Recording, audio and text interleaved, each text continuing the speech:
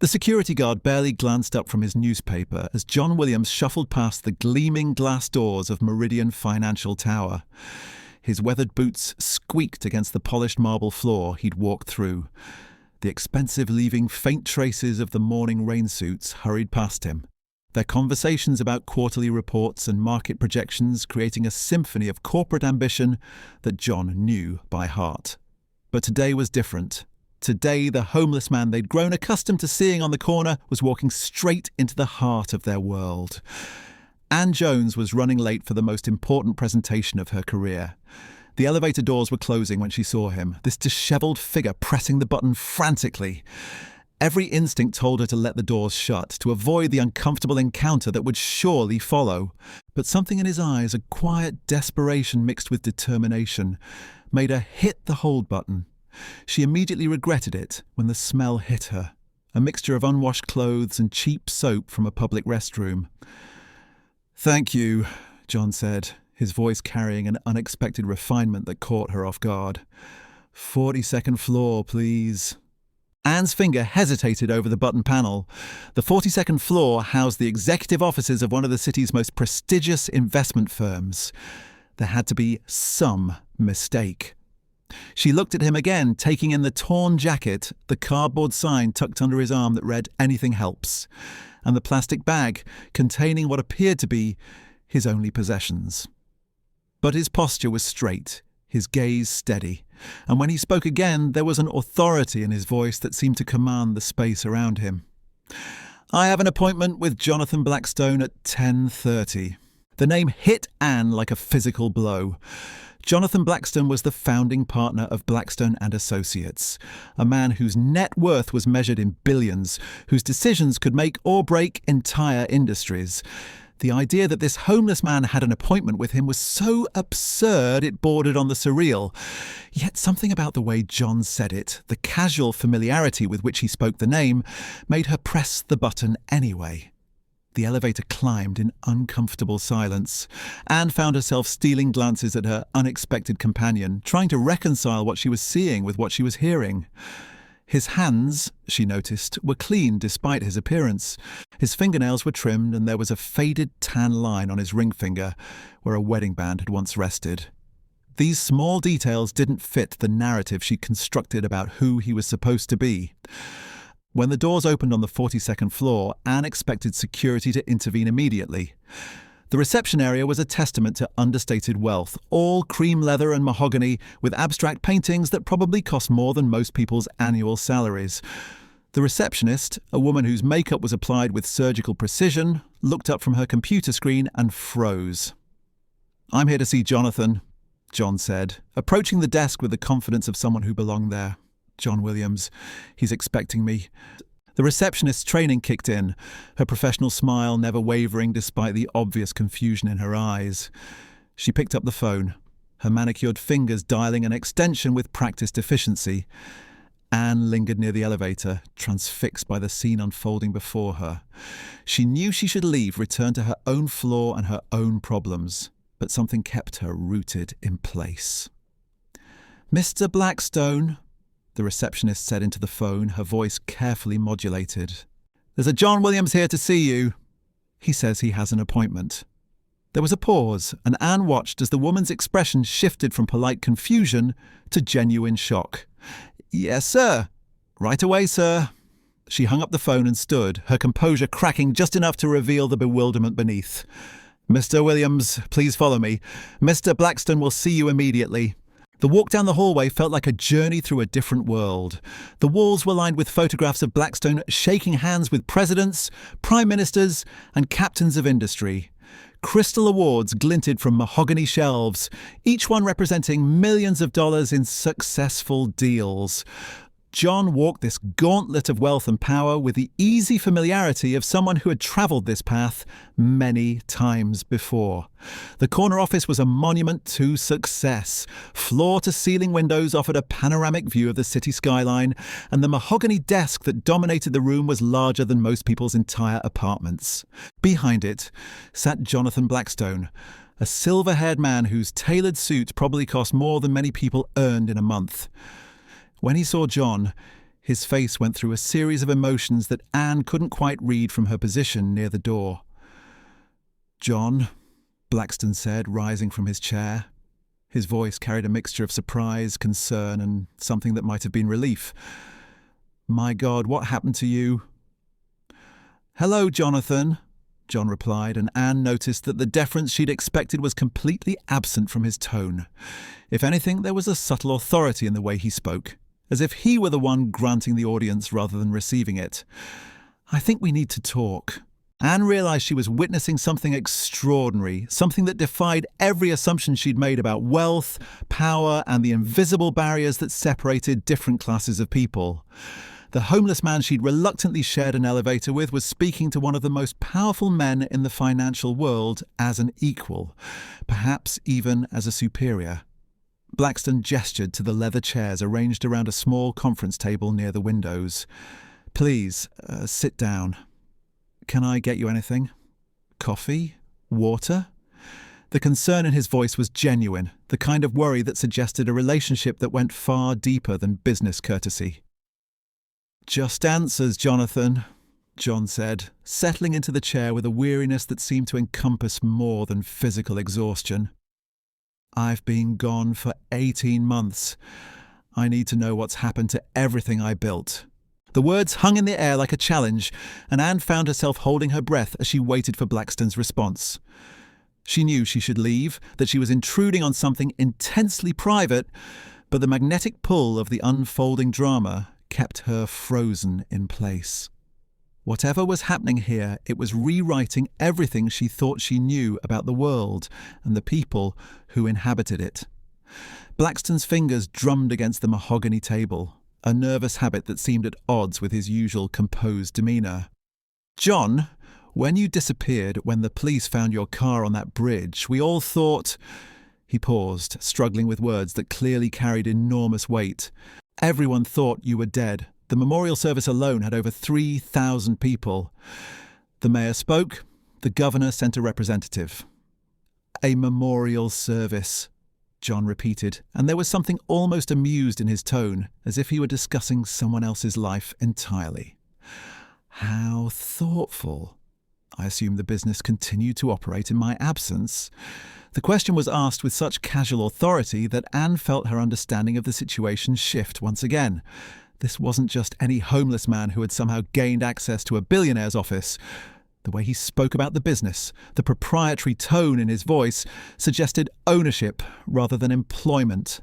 "The board activated the succession protocols," Blackstone explained, his discomfort growing more apparent with each word. "Your brother Thomas assumed control of the foundation. The investment portfolio was frozen pending legal resolution of your estate." "My brother," John said, and now there was an edge to his voice that hadn't been there before. "Interesting. And I suppose he's been a capable steward of everything I spent 30 years building." Blackstone's hesitation spoke volumes before he even opened his mouth. "Thomas has made some significant changes to the operational structure. The charitable giving has been substantially reduced. Several of the smaller investment funds have been liquidated. He's focused primarily on the core holdings." "The core holdings," John repeated, his voice growing colder with each syllable. "You mean the profitable ones, the ones that generate the highest, the least social returns with responsibility attached?" Anne watched this exchange with growing fascination and confusion. The homeless man was discussing business operations with the kind of detailed knowledge that came from intimate involvement. More than that, he was discussing them with the authority of someone who had created them, shaped them, and now watched them being dismantled by someone else. "John, you have to understand," Blackstone said, leaning forward with an urgency that suggested their relationship was far more complex than a simple business arrangement. "When you vanished, when we thought you were gone, Thomas was legally within his rights. The succession plan you put in place years ago, the succession plan was for my death, Jonathan, not my temporary absence." "There's something else," Blackstone said finally, his voice dropping to barely above a whisper. "Thomas has been in discussions with Meridian Capital about a potential acquisition. He claims it's what you would have wanted, a way to ensure the company's future stability. The effect of these words on John was immediate and dramatic. The casual authority he'd maintained throughout the conversation vanished, replaced by something much harder, much more dangerous. When he spoke again, his voice carried the kind of quiet fury that precedes storms. "He's selling my company." The words came out as a statement rather than a question, but the implications hit the room like a physical force. Anne watched as Blackstone's face drained of colour, his hands gripping the edge of the mahogany table until his knuckles turned white. "It's not finalised," Blackstone said quickly, his voice carrying the desperate tone of someone trying to defuse a bomb. "The preliminary discussions are still in the exploratory phase. Nothing has been signed. Thomas claims he's protecting the legacy, ensuring continuity in an uncertain market." John stood slowly, his movement deliberate and controlled, but Anne could see the tension coiled in his shoulders like a spring under pressure.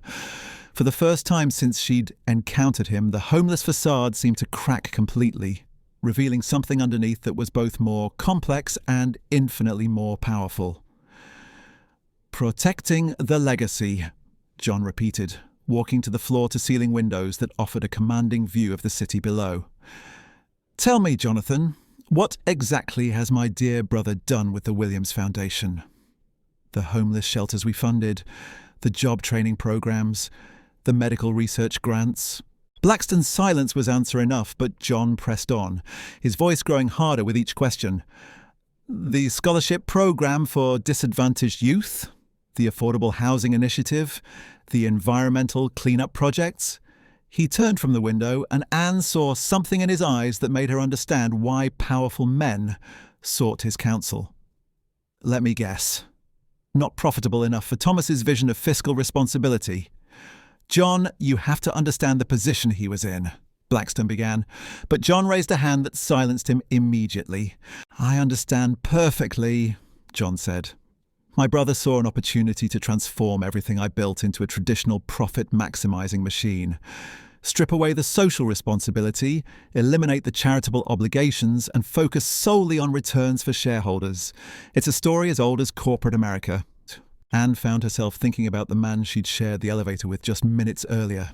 The cardboard sign, the plastic bag of possessions, the smell of public restroom soap. How did someone go from commanding boardrooms to sleeping on street corners? What kind of catastrophe could reduce a billionaire to begging for spare change? "Where have you been, John?" Blackstone asked, and there was genuine pain in his voice. 18 months. We searched everywhere. The Coast Guard, private investigators, federal agencies. Your car was found on the Riverside Bridge with your wallet and phone still inside. There was blood on the steering wheel. John returned to his chair, but his posture remained rigid, alert. "I've been learning," he said simply. "Learning what it means to have nothing. Learning what it feels like when society looks through you as if you don't exist. Learning how the systems I created to help people actually function from the perspective of those who need them most." "You chose to disappear," Blackstone said, and it wasn't a question. "I chose to understand," John corrected. "Do you know what it's like to sleep in a doorway when it's raining, Jonathan? Do you know what it feels like to have security guards follow a store you through because they assume you're going to steal something? Do you understand the humiliation of standing in line for a meal at a soup kitchen, knowing that the person serving you sees you as nothing more than another mouth to feed?" The raw honesty in his voice cut through the opulent office like a confession. Anne realised she was witnessing something unprecedented, a billionaire who had voluntarily stepped into the world of the dispossessed, not as a tourist or a researcher, but as a genuine participant in the struggle for survival. "But why?" Blackstone asked, his voice barely above a whisper. "Why put yourself through that? Why put all of us through the grief of believing you were dead?" John was quiet for a long moment, his gaze fixed on something beyond the windows, beyond the city skyline, perhaps beyond the present moment entirely. When he spoke again, his voice carried the weight of hard-earned wisdom. "Because I realized I was living in a bubble," he said. making decisions about poverty and homelessness and social justice from the comfort of a penthouse office, writing checks and feeling good about myself while never actually understanding the problems I was trying to solve. I was playing at philanthropy like it was a hobby, a tax write-off with good public relations value. He stood again, but this time his movement was less agitated, more purposeful. 18 months ago, I attended a board meeting where we discussed cutting funding for the downtown shelter because the quarterly returns were below projected targets. I sat in a leather chair worth more than some people's annual income and listened to executives in $1,000 suits debate whether homeless families deserved heat during the winter months. Anne felt a chill run down her spine as the picture became clearer. This wasn't just a story about a missing billionaire. This was about a man who had walked away from everything to discover who he really was when stripped of wealth and privilege. That night, I drove to the Riverside Bridge, John continued. I stood there looking down at the water, thinking about how disconnected I'd become from the very people I claimed to help. I realized that my fortune had become a barrier between me and genuine understanding. So I staged my own death and walked away from everything. The blood on the steering wheel, Blackstone said, understanding dawning in his voice. A small cut on my hand, John confirmed, enough to make it look convincing. I left my wallet, my phone, my entire identity behind and walked into the city, with nothing but the clothes on my back. The audacity of it was breathtaking. Anne tried to imagine the kind of person who could walk away from billions of dollars, from power and influence and comfort, to live on the streets as a social experiment. The dedication required, the psychological strength, the sheer force of will necessary to maintain such a deception for 18 months. "And what did you learn?" Blackstone asked, though his tone suggested he wasn't sure he wanted to hear the answer. John returned to the window, his reflection ghost-like against the glass. I learned that the homeless shelter I funded served watery soup and stale bread because the board prioritised efficiency over nutrition. I learned that the job training program I was so proud of had a 30% success rate because it focused on skills that were already obsolete in the modern economy. I learned that the affordable housing initiative I championed was being used by middle-income families, while the truly desperate remained on the streets. Each revelation landed like a physical blow, and Anne could see Blackstone absorbing the implications of what John was saying. The charitable empire they had built together was functioning, but it wasn't working. The difference between those two concepts was the difference between bureaucratic success and human impact. "But I also learned something else," John continued, and for the first time since entering the office, there was something approaching hope in his voice. I learned that the problems are solvable, not from a boardroom, not through quarterly reports and 5-year strategic plans, but through direct engagement, through understanding the actual needs of actual people. He turned back to face Blackstone, and Anne saw a transformation in his bearing. The homeless man who had shuffled into the elevator was gone, replaced by someone who radiated quiet authority and hard-won wisdom. "I learned that my brother is destroying everything I spent my life building," John said, his voice carrying the finality of a judge pronouncing sentence. "And I learned that I'm not dead, which means the succession plan he's operating under is completely invalid." The implications of this statement seemed to hit Blackstone all at once. His face went through a series of expressions, from shock to understanding to what might have been fear. "John, if you're alive, if you can prove your identity, then Thomas has no legal authority to sell the company. Every decision he's made over the past 18 months could be challenged in court." "Could be challenged," John repeated, and there was something almost predatory in his smile. "Will be challenged." Starting today. The weight of John's declaration settled over the office like a shroud. Anne watched as Blackstone's composed facade finally cracked completely, revealing the panic that had been building beneath the surface. His hands trembled as he reached for his phone, then stopped as if realizing that no call could undo what had just been set in motion. "You don't understand what you're asking," Blackstone said, his voice strained. "Thomas has spent 18 months consolidating power. He has the board's support, the shareholders' confidence. The merger with Meridian Capital isn't just a business transaction anymore, it becomes future strategy. John moved away from the window, his steps measured and deliberate. Despite his dishevelled appearance, he commanded the room with an authority that seemed to emanate from his very core. "Jonathan, I built this company from nothing. I know every contract, every relationship, every weakness in Thomas's position. What I need from you is simple. I need you to arrange a meeting with the board of directors." "A meeting," Blackstone repeated, and Anne could hear the disbelief in his voice. "John, you've been declared legally dead. You can't just walk into a boardroom looking like this and expect them to hand you back control of a multi-billion-dollar empire." The silence that followed was electric, with tension. Anne found herself pressed against the wall near the door, afraid to move, afraid to breathe, afraid to miss a single word of this extraordinary confrontation. She was witnessing the resurrection of a dead man, the return of a king to his stolen throne. "You're right," John said finally, and there was something dangerous in his quiet agreement. "I can't walk into that boardroom looking like this. But I can walk in looking like who I really am." He reached into the plastic bag he'd been carrying, and Anne watched with growing amazement as he pulled out items that seemed completely at odds with his homeless appearance. A leather portfolio, worn but expensive. A silver watch that caught the light like captured starfire. A fountain pen that looked like it had been crafted by artisans rather than manufactured in a factory. "I've been carrying these for 18 months, John explained, setting each item carefully on Blackstone's desk. Reminders of who I was, insurance policies against the day I'd need to reclaim what was mine. Blackstone picked up the watch, turning it over in his hands.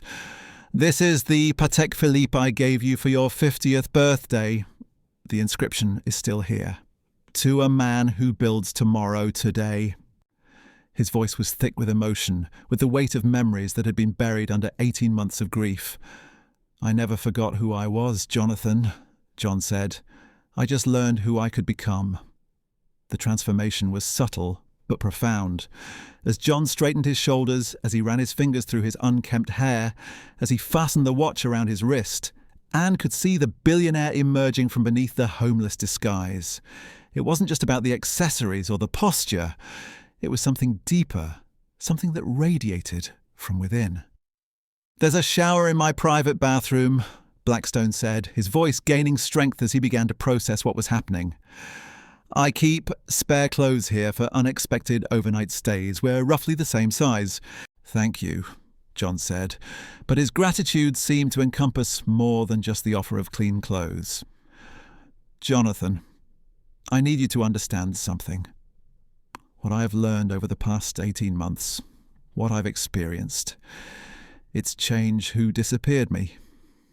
I'm not the same man from that bridge." "How so?" Blackstone asked, though Anne could see he was already afraid of the answer. John was quiet for a moment, his gaze distant. "I've learned that charity without understanding is just guilt management. I've learned that you can't solve poverty by writing checks from a penthouse office. And I've learned that my brother represents everything wrong with the system I created." The words hit Blackstone like a physical force. "John, what exactly are you planning to do?" "I'm planning to take back my company," John said, and there was steel in his voice now, the kind of resolve that had built an empire from nothing. "But I'm not planning to run it the same way." The man who disappeared 18 months ago was a philanthropist who played at understanding social justice. The man who's returned is someone who's lived it, breathed it, survived it. Anne watched as John picked up the fountain pen, clicking it once, twice, 3 times. It was a nervous habit, she realised, something he did when his mind was working at full capacity, processing possibilities and strategies at lightning speed. "The board meeting," John continued, "will be just the beginning. I'm going to dismantle every decision Thomas has made. I'm going to rebuild the charitable foundation from the ground up, based on what actually works rather than what looks good in annual reports. and I'm going to make sure that Meridian Capital's acquisition attempt dies a very public, very expensive death. Blackstone stood and walked to his desk, pulling out a thick file folder that looked like it hadn't been opened in months. John, before you make any irreversible decisions, you need to see what's really happened while you've been gone.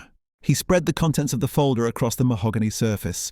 Financial statements, legal documents, newspaper clippings, and photographs that told the story of a company in transition. Anne could see from her position that the numbers were staggering. The kind of figures that represented not just wealth but power on a global scale. Thomas hasn't just been maintaining your empire, Blackstone said, his voice carefully neutral. He's been expanding it. The company's valuation has increased by 37% since he took control. The merger with Meridian isn't just about selling the company. It's about creating the largest investment conglomerate on the East Coast. John studied the documents with the focused intensity of a general reviewing battle plans.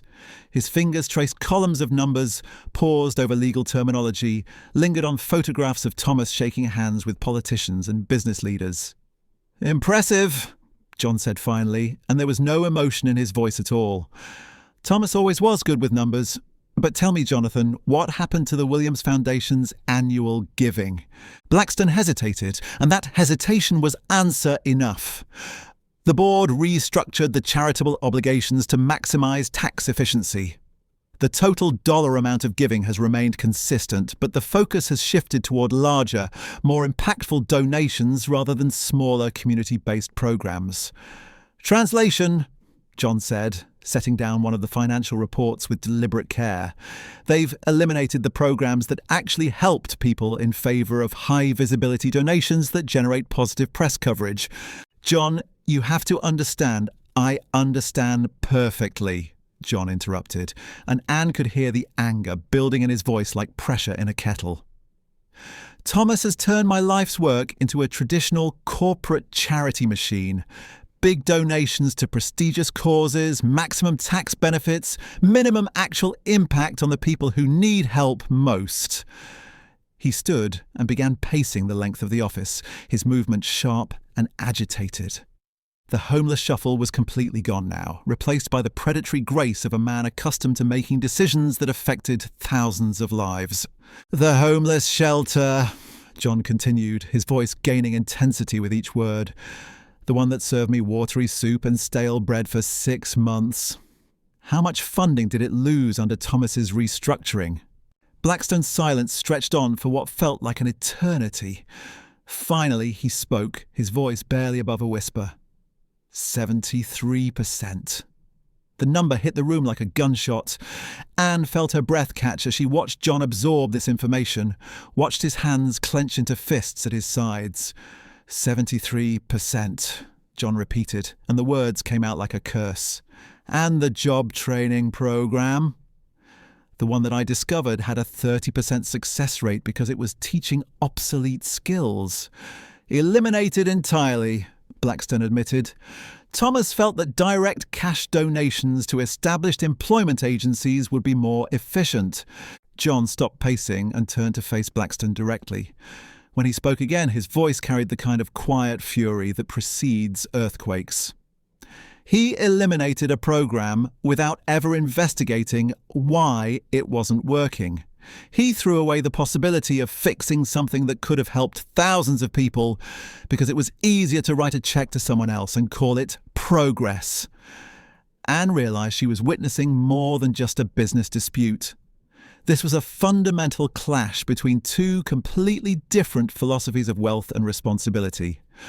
Thomas represented the traditional approach, maximising returns and minimising complications.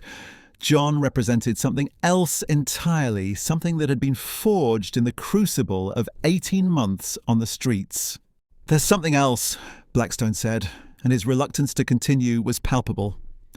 "Thomas has been in contact with several city council members about redeveloping the downtown area where most of the homeless population congregates. He's proposed a comprehensive urban renewal project that would essentially move the problem to a different part of the city."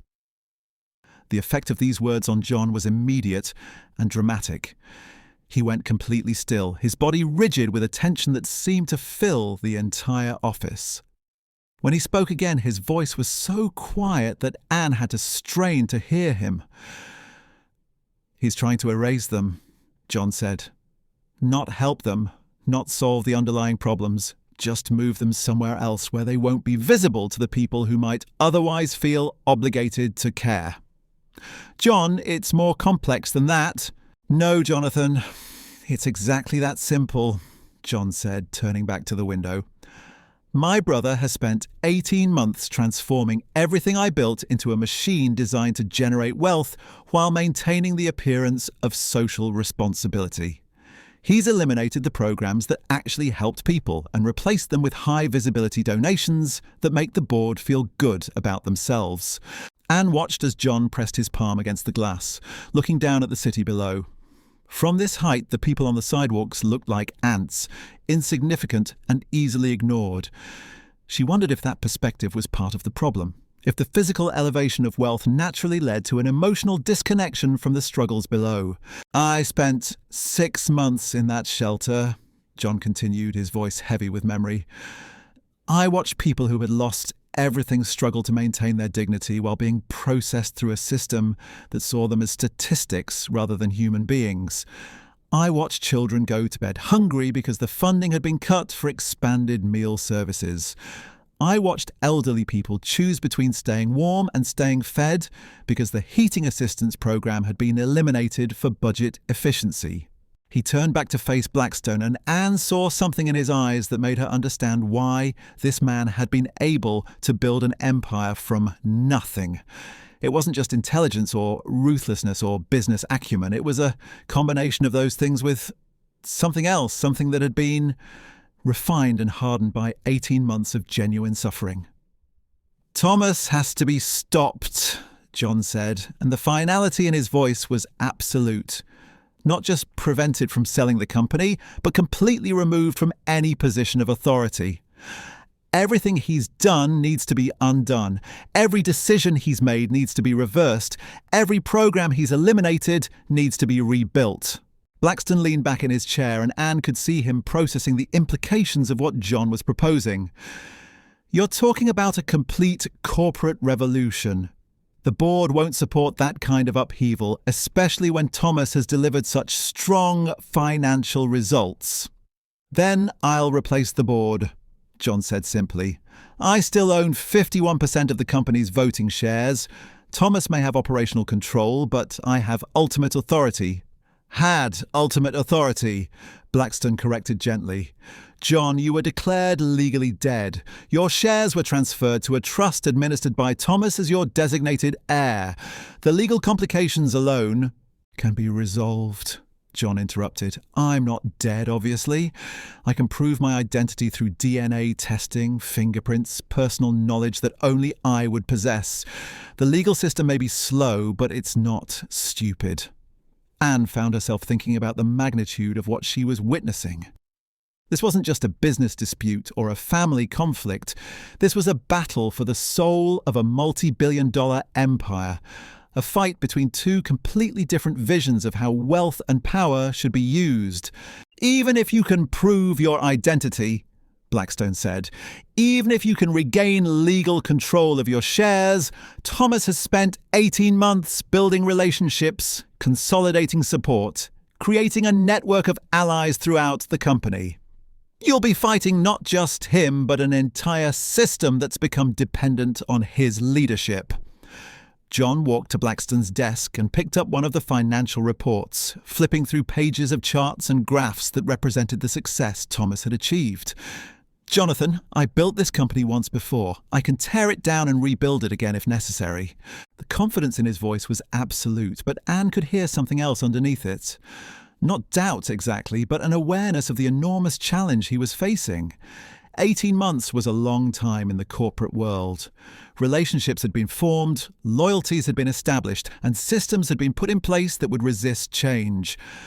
"There's one more thing," Blackstone said, and his reluctance to continue was obvious.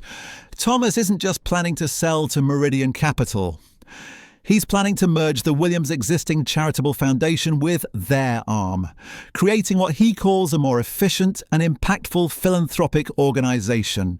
John set down the financial report very carefully, his movements precise and controlled. He's planning to eliminate the foundation entirely.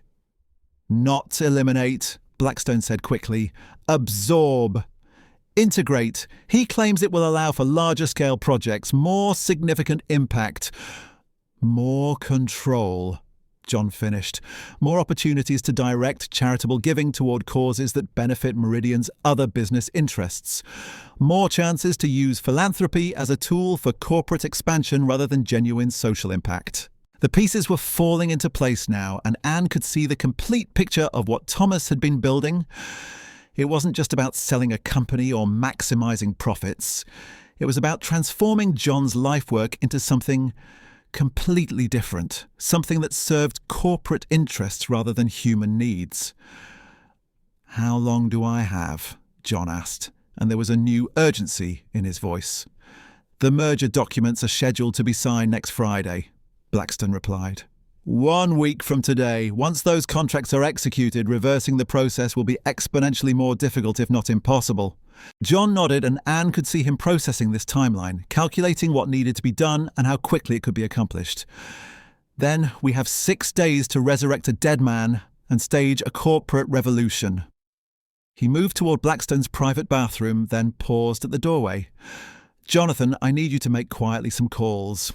I want to know who on the board might be willing to listen to reason, and I want to know exactly what Thomas has promised Meridian in exchange for their support." "John," Blackstone said, and there was something almost pleading in his voice. "Are you absolutely certain about this? Once you reveal yourself, once you challenge Thomas publicly, there's no going back. This will destroy your relationship with your brother permanently." John was quiet for a long moment, and Anne could see him weighing the question seriously. When he spoke again, his voice carried the weight of 18 months of hard-earned wisdom. "Jonathan, my relationship with Thomas was destroyed the moment he decided to use my apparent death as an opportunity to dismantle everything I cared about. What I'm planning to do isn't about revenge or family politics. It's about the thousands of people whose lives have been made worse by his decisions." He disappeared into the bathroom, leaving Blackstone alone with the enormity of what was about to unfold. Anne realised that she was still standing by the door, that she had been holding her breath for most of the conversation, that she was about to witness one of the most dramatic corporate battles in recent memory. The sound of running water came from the bathroom, and Anne could imagine John Williams washing away 18 months of carefully maintained deception, preparing to reclaim an identity that the world believed was buried. In 6 days, the homeless man she had reluctantly shared an elevator with would either reclaim his empire or watch it disappear forever. The transformation that emerged from Blackstone's private bathroom 20 minutes later was nothing short of miraculous. Anne had positioned herself discreetly near the reception area, ostensibly reviewing documents on her phone while actually waiting to witness what would happen next. When the bathroom door opened, she found herself staring at a man who bore only the faintest resemblance to the homeless figure she'd encountered in the elevator. Gone were the tattered clothes and unkempt appearance. In their place stood John Williams in a perfectly tailored charcoal suit that seemed to have been waiting for his return. His silver hair was now neatly styled, his face clean-shaven, and the expensive watch on his wrist caught the light with quiet authority. But it was more than just the physical transformation. His entire bearing had shifted, radiating the kind of presence that commanded attention without demanding it. "My God," Blackstone breathed, rising from his chair as John re-entered the office. "You look exactly the same. It's like the last 18 months never happened." "They happened," John replied, adjusting his cufflinks with practiced ease. "Every single day of them. But now it's time to put that experience to work." He moved to the window again, but this time his posture was different. He stood like a man surveying his domain rather than contemplating his exile. Blackstone picked up his phone, his fingers hovering over the keypad. "Who do you want me to call first?" "Start with Elizabeth Chen," John said without turning around. She was always the most pragmatic member of the board, and she never fully trusted Thomas's aggressive expansion strategy. If anyone might be willing to listen to reason, it's her. Anne's heart skipped a beat at the mention of the name. Elizabeth Jones was her boss's boss, a woman whose reputation for shrewd business decisions was matched only by her legendary attention to detail. If John was planning to approach her directly, Anne realised she was about to witness corporate warfare at the highest level. Elizabeth might be sympathetic, Blackstone agreed, dialing the number.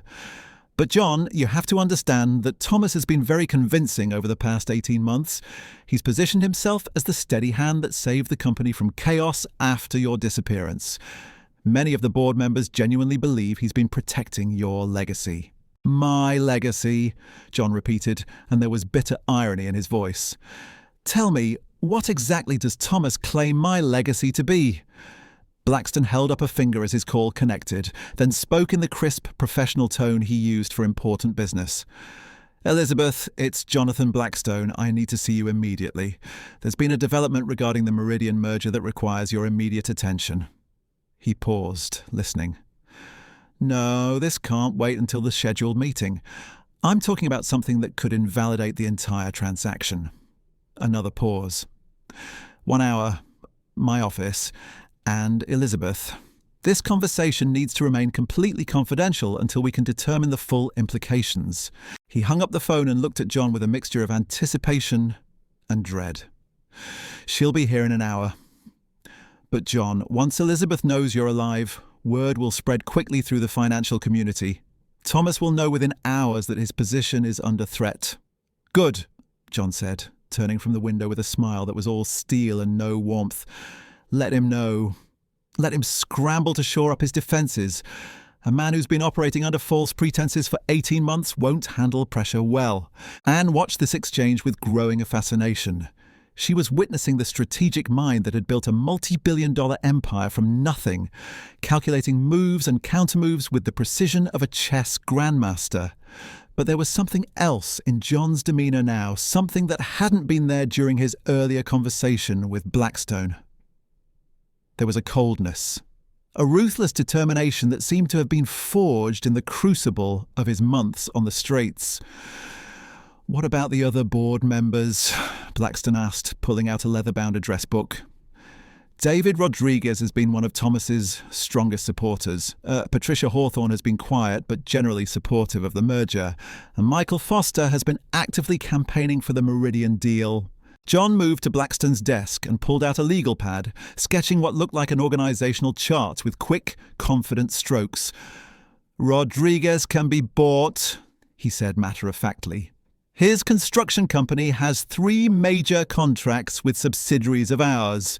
Remind him that those relationships could become very complicated if he finds himself on the wrong side of this transition. Anne felt a chill at the casual way John discussed leveraging business relationships as weapons. This wasn't the compassionate philanthropist she'd expected based on his earlier words about helping the homeless.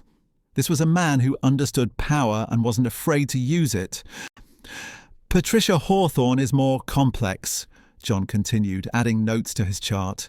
She's been with the company since the early days, but she's always been risk-averse. The key with Patricia is demonstrating that Thomas's strategy represents a greater risk than maintaining the status quo. And Foster? Blackstone asked, though his tone suggested he already knew the answer wouldn't be pleasant. John's pen paused over the paper. Michael Foster has been positioning himself for a senior executive role in the merged company. Thomas has promised him something, probably a vice presidency or board seat with Meridian.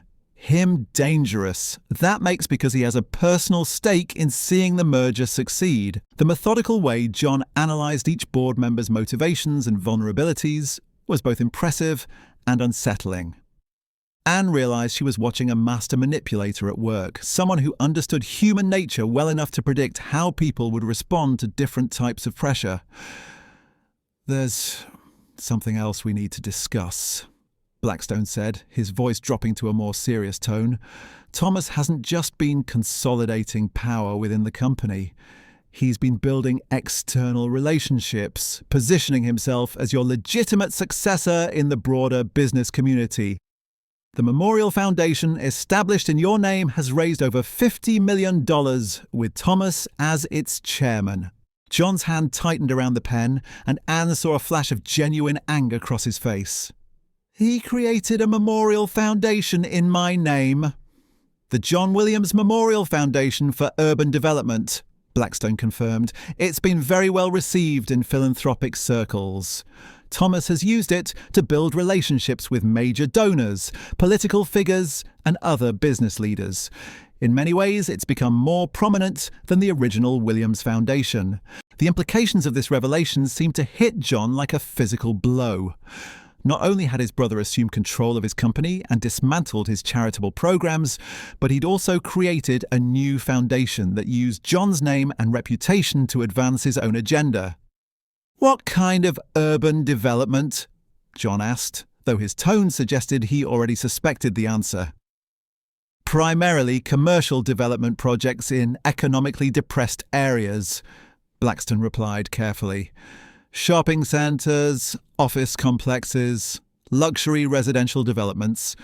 The foundation provides seed funding for projects that promise to revitalise struggling neighbourhoods." "Gentrification," John said flatly. "He's using my name to fund gentrification projects that will displace the very people I spent my life trying to help." Anne watched as John absorbed this information, saw his jaw clench with barely controlled fury. The homeless man who had shuffled into the elevator that morning had been driven by a desire to reclaim his company.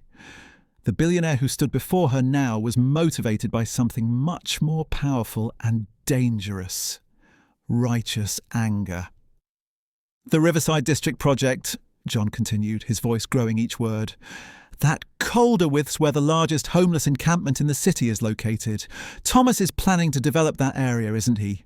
Blackstone's silence was confirmation enough. John walked back to the window, but this time he pressed both palms against the glass, his shoulders rigid with tension. "He's not just trying to move them," John said quietly. "He's trying to erase them completely.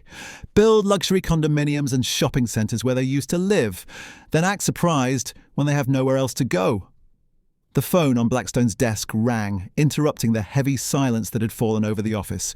He answered it with his usual professional demeanour, but Anne could see the tension in his posture. "Elizabeth is here," he announced after hanging up. "She's early." John turned from the window, and Anne saw that his expression had shifted once again.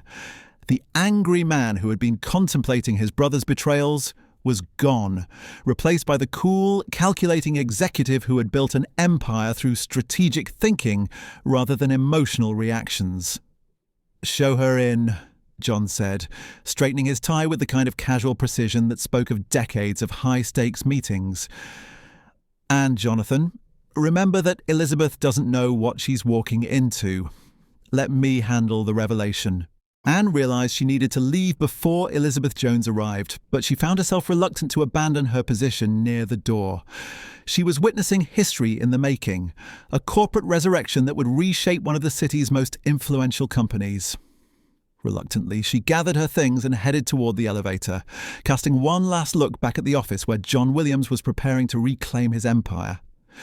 The elevator doors were closing when she heard Elizabeth Chen's voice in the hallway, crisp and authoritative as she greeted Blackstone's receptionist.